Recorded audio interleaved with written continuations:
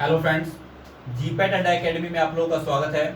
आज मैं आप लोगों के साथ एंटी मलेरियल ड्रग्स के टॉपिक को कंटिन्यू करूंगा। Anti malarial drugs last class में हम बेसिक पार्ट है वो डिस्कस कर चुके हैं। आज पहली कैटेगरी है वो डिस्कस करेंगे, वो है 4 अमीनोक्विनोलिन।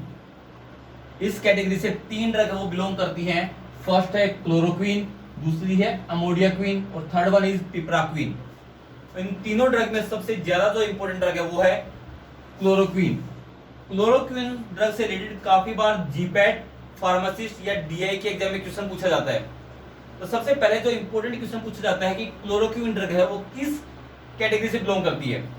तो जब आप क्लासिफिकेशन पढ़ोगे एंटी मलेरियल ड्रग्स का, तो वहां पे एक कैटेगरी और है 8 अमीनोक्विनोलिन, तो वो ऑप्शन में आपको जरूर मिलेगा।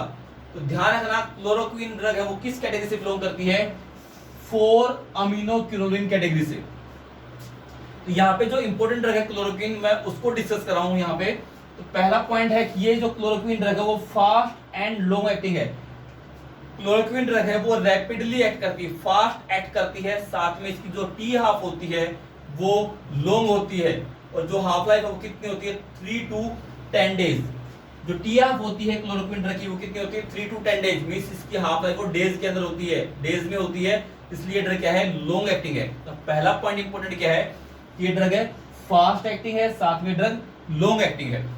दूसरा पॉइंट, ये ड्रग है वो इरिथ्रोसाइटिक सैजेंटोसाइड है। इरिथ्रोसाइटिक सैजेंटोसाइड मींस ये जो ड्रग है ये उन प्लाज्मोडियम को किल करती है जो इरिथ्रोसाइट या आरबीसी के अंदर प्रेजेंट होते हैं। इसलिए इसको हम क्या बोलते हैं, ये इस ड्रग को इरिथ्रोसाइटिक सैजेंटोसाइड, जो इरिथ्रोसाइट्स के अंदर प्लाज्मोडियम है उसको ये किल करती है। जो प्लाज्मोडियम प्री इरिथ्रोसाइटिक स्टेज के अंदर प्रेजेंट है या एक्सो इरिथ्रोसाइटिक स्टेज के अंदर प्रेजेंट है, ये ड्रग उनको किल नहीं करेगी। मींस ये ड्रग टिश्यू साइजेंट्स बोल सकते हैं, या हम बोल सकते हैं प्री और एक्सो इरिथ्रोसाइटिक साइजेंट्स को किल नहीं करती। सिर्फ जो प्लाज्मोडियम इरिथ्रोसाइट्स के अंदर प्रेजेंट होते हैं उनको ये ड्रग किल करती है। थर्ड पॉइंट, ये ड्रग सभी प्लाज्मोडियम के अगेंस्ट इफेक्टिव है। जो हमें 4 स्पीसीज बताई हैं प्लाज्मोडियम की, फाल्सीपैरम, विवैक्स, ओवेले और मलेरिए, ये चारों स्पीसीज के अगेंस्ट इफेक्टिव है। फिर नेक्स्ट पॉइंट है मैकेनिज्म ऑफ एक्शन, ये ड्रग एक्ट कैसे करती है। तो सबसे पहले मोस्ट इंपोर्टेंट पॉइंट है कि ये ड्रग कहां पे एक्ट करती है, इरिथ्रोसाइट्स के अंदर जो प्लाज्मोडियम है वहां पे ये ड्रग एक्ट करती है। तो जो प्लाज्मोडियम है वो इरिथ्रोसाइट के अंदर जो हीमोग्लोबिन प्रेजेंट होता है उसको डाइजेस्ट करता है। प्लाज्मोडियम क्या काम करेगा, इरिथ्रोसाइट या आरबीसी के अंदर जो हीमोग्लोबिन प्रेजेंट होता है उस हीमोग्लोबिन को डाइजेस्ट या ब्रेक डाउन करता है। और कहां पे ब्रेक डाउन करता है, प्लाज्मोडियम अपने अंदर, प्लाज्मोडियम के अंदर क्या होगी, फूड वैक्यूल होगी। प्लाज्मोडियम क्या काम करेगा, फूड वैक्यूल के अंदर जाके हीमोग्लोबिन को ब्रेक डाउन करेगा। ठीक है, तो प्लाज्मोडियम क्या काम करेगा, हीमोग्लोबिन को डाइजेस्ट करेगा, और कहां पे, फूड वैक्यूल में। और फूड वैक्यूल का इन्वायरमेंट वहां पे कैसा होगा, एसिडिक। प्लाज्मोडियम का जो फूड वैक्यूल पार्ट होगा उस पार्ट के अंदर जो इन्वायरमेंट होता है वो क्या होगा, एसिडिक होगा। वो उस इन्वायरमेंट के अंदर क्या काम करेगा, हीमोग्लोबिन को ब्रेक डाउन करेगा, डाइजेस्ट करेगा। तो हीमोग्लोबिन जब ब्रेक डाउन होगा तो 2 पार्ट में ब्रेक डाउन होगा, हेम प्लस ग्लोबिन। ठीक है, तो ग्लोबिन पार्ट को है वो प्लाज्मोडियम यूज कर लेता है, लेकिन हेम पार्ट है वो यूज नहीं करता। तो जो हेम पार्ट है, हेम पार्ट क्या होगा, प्लाज्मोडियम के लिए टॉक्सिक होता है। हेम जो पार्ट है, हेम के अंदर क्या प्रेजेंट होती है, आयरन मेटल प्रेजेंट होती है, आयरन प्रेजेंट होगा। और अगर हेम उसी फॉर्म में अगर प्लाज्मोडियम के अंदर प्रेजेंट रहेगा तो वो प्लाज्मोडियम के लिए टॉक्सिक होता है। तो प्लाज्मोडियम क्या काम करता है, उस टॉक्सिक कंपोनेंट को नॉन टॉक्सिक कंपोनेंट पे कन्वर्ट कर देता है। कौन कन्वर्ट करेगा, प्लाज्मोडियम। प्लाज्मोडियम क्या काम करेगा, हेम फॉर्म को किस में कन्वर्ट कर देगा, हेमोजोइन। और कैसे कन्वर्ट करेगा, बाय पॉलीमराइजेशन। प्लाज्मोडियम क्या काम करेगा, अपनी फूड वैक्यूल के अंदर हेमोग्लोबिन को ब्रेक डाउन करेगा। उससे क्या होगा, हेम पार्ट है वो अलग हो जाएगा। और हेम फॉर्म अगर उसी, हेम जो कंपोनेंट प्रेजेंट होगा अगर वो उसी फॉर्म में प्रेजेंट रहा तो वो प्लाज्मोडियम के लिए टॉक्सिक होता है, उसके अंदर टॉक्सिसिटी कॉज करेगा।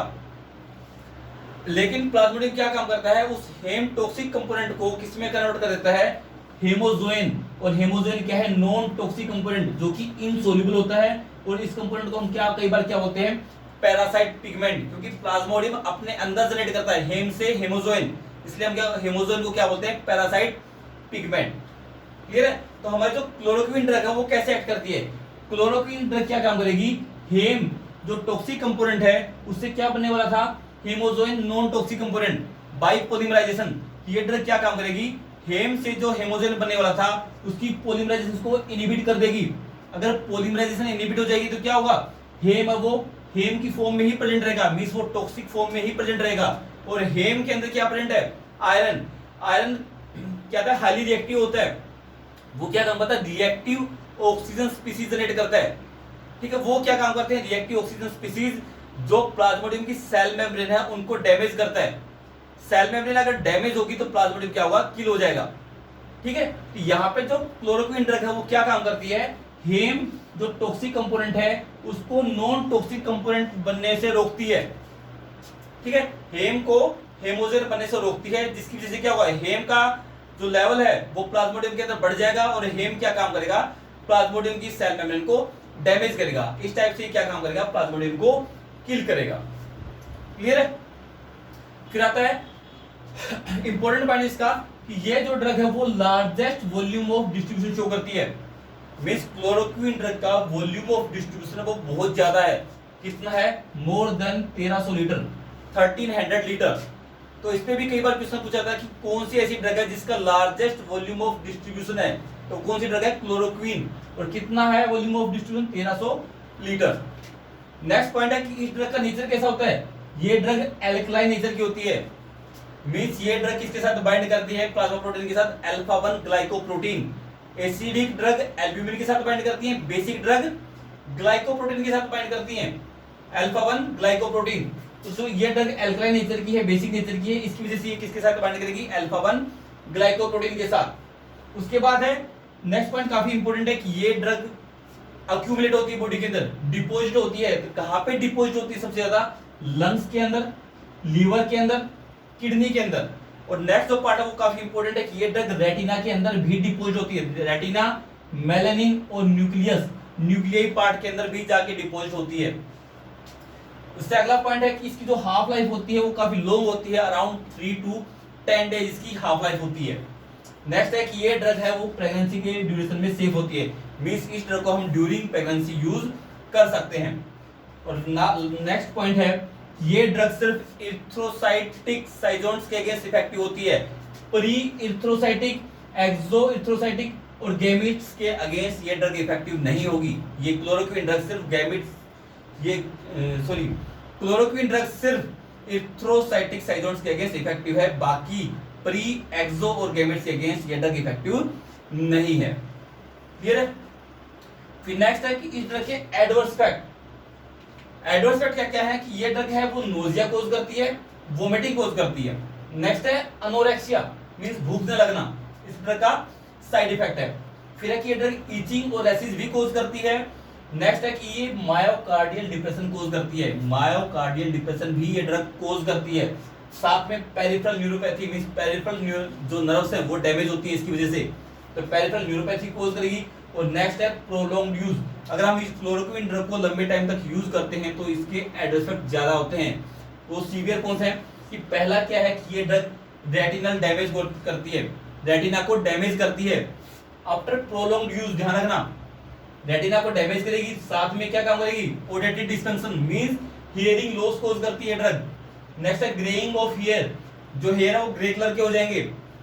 फिर है मायोपैथी, ये ड्रग मायोपैथी भी कॉज करती है। तो प्रोलॉन्ग जो यूज के बाद जो एडवर्स इफेक्ट आते हैं वो काफी इंपॉर्टेंट है। जीपैट में क्वेश्चन यहां से कई बार पूछा जाता है। ठीक है, रेटिनल डैमेज को कई बार क्या होते हैं? बुल्स मैक्युलोपैथी, बुल्स आई मैक्युलोपैथी भी बोलते हैं। फिर आते हैं यूजेस। इस ड्रग की यूजेस काफी इंपॉर्टेंट है। यूजेस से रिलेटेड कई बार इस पे क्वेश्चन आता है कि कहां-कहां इस ड्रग को हम यूज करते हैं। पहला जो यूज है वो है रूमेटाइड अर्थराइटिस। रूमेटाइड अर्थराइटिस के केस में इस ड्रग को हम यूज करते हैं। दूसरा है इस ड्रग को हम एक्स्ट्रा इंटेस्टाइनल अमीबियासिस के केस में भी यूज करते हैं। थर्ड जो यूज है वो है डिस्कॉइड ल्यूपस इरिथेमेटोसस, ये स्किन से रिलेटेड है। इसमें क्या होगा? स्किन पार्ट के अंदर जो सोर्स होंगे, क्रोनिक स्किन डिजीज होगा जिसमें सोर्स और इन्फ्लेमेशन होगी, इसमें इन्फ्लेमेशन भी होगी पर्सन को। तो डिस्कॉइड ल्यूपस इरिथेमेटोसस, इस केस में भी हम क्लोरोक्वीन ड्रग को यूज करते हैं। नेक्स्ट है लेप्रा रिएक्शंस। लेप्रा रिएक्शन के केस में भी हम इस ड्रग को यूज करते हैं। नेक्स्ट है इन्फेक्शियस मोनोन्यूक्लियोसिस, ये काफी इंपॉर्टेंट है। इन्फेक्शियस मोनोन्यूक्लियोसिस, इस केस में हम इस ड्रग को यूज करते हैं। इन्फेक्शियस मोनोन्यूक्लियोसिस को हम कई बार किसिंग डिजीज भी बोलते हैं। किसिंग डिजीज मींस ये जो डिजीज है वो किस करने से फैलता है, ठीक है। तो इसके लिए जो रिस्पॉन्सिबल होता है वो एक वायरस होता है, उसको बोलते हैं एपिस्टीन बार वायरस। तो इन्फेक्शियस मोनोन्यूक्लियोसिस है जिसको किसिंग डिजीज बोलते हैं, उसके लिए हम कौन से ड्रग को यूज कर रहे हैं, क्लोरोक्विन, काफी इंपॉर्टेंट है, मोस्ट इंपॉर्टेंट। नेक्स्ट है फोटोजेनिक रिएक्शन। फोटोजेनिक रिएक्शन के लिए भी हम किसको यूज करते हैं, एंटी मलेरियल ड्रग क्लोरोक्विन को। फिर है मलेरिया, मलेरिया के केस में हम इस ड्रग को यूज करते हैं। और लास्ट है जियार्डियासिस, जियार्डियासिस के केस में भी इस ड्रग को हम यूज करते हैं। तो ओवरऑल अगर हम बात करें तो क्लोरोक्विन ड्रग से जीपैट पे बहुत बार क्वेश्चन आते हैं। पहला आता है वो किस कैटेगरी से बिलोंग करती है, दूसरा पूछा जाता है कि वो इथ्रोसाइटिक साइलेंटोसाइड है या प्री या एक्सो इथ्रोसाइटिक साइलेंटोसाइड। नेक्स्ट तो पूछा जाता है कि मैकेनिज्म ये कैसे एक्ट करती है। फिर आता है वॉल्यूम ऑफ डिस्ट्रीब्यूशन से रिलेटेड। नेक्स्ट क्वेश्चन पूछा जाता है कि ड्रग एसिडिक होती है, बेसिक होती है या एल्ब्यूमिन के साथ बाइंड करती है, ग्लाइको अल्फा 1 ग्लाइकोप्रोटीन के साथ बाइंड करती है।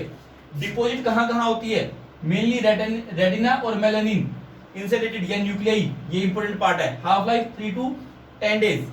प्रेगनेंसी में ड्रग सेफ है कि नहीं है, या किस किस स्टेज में ये ड्रग इफेक्टिव नहीं है, टिश्यूसाइजेंट्स या प्री या एक्सो इथ्रोसाइट्स के अगेंस्ट ये ड्रग इफेक्टिव नहीं है। फिर एडवर्स इफेक्ट पूछा जाता है कि प्रोलॉन्ग यूज पे के बाद कौन-कौन से एडवर्स इफेक्ट कोज होते हैं, retinal damage, hearing loss, greying of hair और मायोपैथी। और यूजेस काफी इंपॉर्टेंट, यूजेस सारे के सारे इंपॉर्टेंट है। क्वेश्चन पूछा जाता है कि कौन सी ड्रग कहां यूज की जाती है, तो rheumatoid arthritis, extra intestinal amoebiasis, discoid lupus erythematosus, lepra reaction, infectious mononucleosis, photogenic reaction, malaria और जियार्डियासिस के केसेस में हम क्लोरोक्विन ड्रग को यूज करते हैं। तो ये थी हमारी पहली कैटेगरी 4 अमीनोक्विनोलिन, और जिसकी मोस्ट इंपोर्टेंट ड्रग क्लोरोक्विन को हमने डिस्कस किया। अगर आपको हमारी वीडियो पसंद आई हो तो प्लीज लाइक कीजिए और हमारे चैनल को सब्सक्राइब कीजिए। Thank you.